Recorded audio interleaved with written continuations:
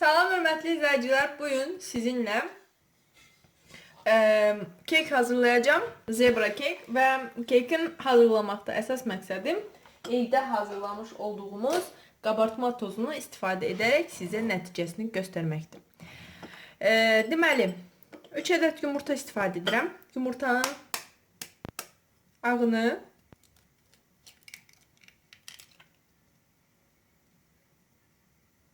ayırırıq. Üçünün də ağını ayırırıq. Öncə ağını çırpacağıq. Sarıları başqa qala əlavə edirik. İndi isə ağı çalırıq. Hardasa köpüklənənə kimi köpüklənməlidir. Yumurtanın ağı bu qədər köpükləndiyi zaman artıq şəkər tozunun yarısını əlavə edərək çalmağa davam edirəm.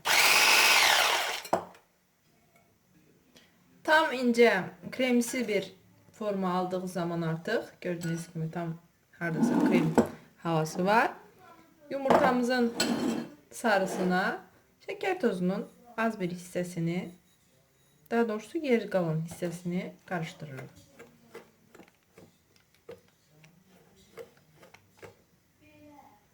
Və tam bu hissədən sonra prosesi lapatka ilə aparırıq. Şəkər tozuyla qarışdırmış olduğumuz yumurta sarısını yumurtanın ağını əlavə edirik. Altından üstünə doğru bu şəkildə qarışdırırıq.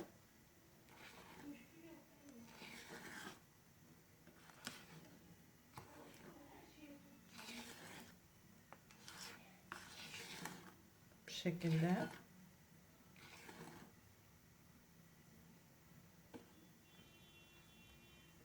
Qarışdırma prosesini dayandırırıq. İsə içinə təxminən 3-4 xörək qaşığı duru yağ əlavə edirəm. Yenidən qarışdırırıq.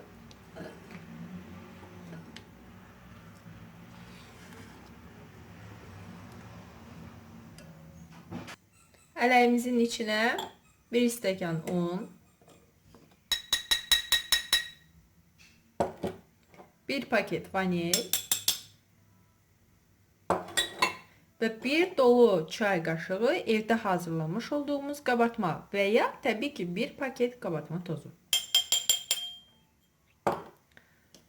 İndi isə bu tərkibi yavaş-yavaş xəmirin içinə əlavə edərək altından üstünə doğru yüngülcə qarışdırırıq. Tərkib artıq hazırdır. Hazırladığınız qarışımı istəsəniz peçdə, sobada, istəsəniz qazanda pişirə bilərsiniz. Heç bir fərq yoxdur. Bildiyiniz kimi mən artıq qazanda pişirməyə demək olar ki, adət etmişəm.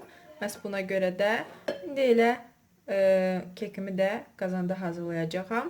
Xəmirimdən 4 xörək qaşığı götürüb kakao ilə qarışdıracağam.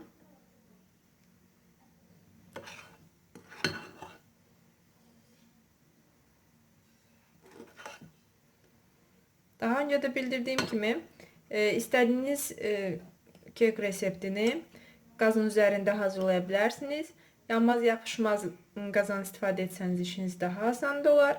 İçinə azacıq un sərpib, daha sonra həmən una unun artıq hissəsini, əvvəl yağ vurun, daha sonra un səpin, artıq hissəsini götürün və içinə altına 4-5 qat folqa qoymaq şərti ilə İçinə xəmiri töküb istədiyiniz keyfiyyətdə kek hazırlaya bilərsiniz.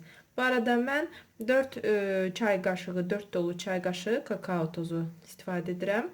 Rəng almaq üçün, tünd şokolad rəngi almaq üçün.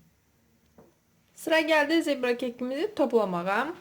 Öncə bir dolu qaşıq qazanın tən ortasına ağ xəmirdən qoyuram. Şəkildə yumru bir halqa yaradıram. Daha sonra onun tən ortasına bir dolu çay qaşığı qara xəmirdən qoyuram. Və biraz kənarlara doğru bu şəkildə yayıb yenidən ağ xəmirdən qoyuram. Tən ortaya. Bu formada halqanı dəfələrlə təkrarlayıram. Xəmiri döktükdən sonra istər kibrit çöpü ilə, istər başqa evdə varsa əgər manqal şiş çöpü ilə bu formada bəzəklərdə verə bilərsiniz. Ya da sadəcə verməyə bilərsiniz, halqalar formasında qalar. Mən biraz bəzək verməyin tərəfdarıyam. Belə bir forma alınır. Və indi mən onu qatlanmış folqanın üzərində pişməyə qoyacağım. Kekimiz artıq hazırdır.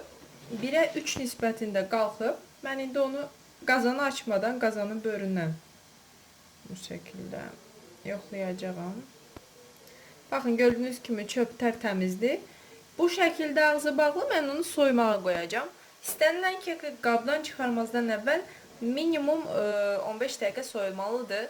O zaman hazırladığınız kek qalxma müddətini enməz. Yəni qalxdığı kimi də durar, şişman durar. Dəyərli izləyicilər, kekimiz hazırdır. Mən sizə kəsilmişini də göstərim. Bu şəkildə.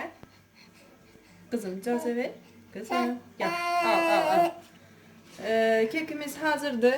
Gördüyünüz kimi rəngarəng formada içi də çıxıb. Ümid edirəm bəyənərsiniz. Yaxınlarınızla bölüşərsiniz.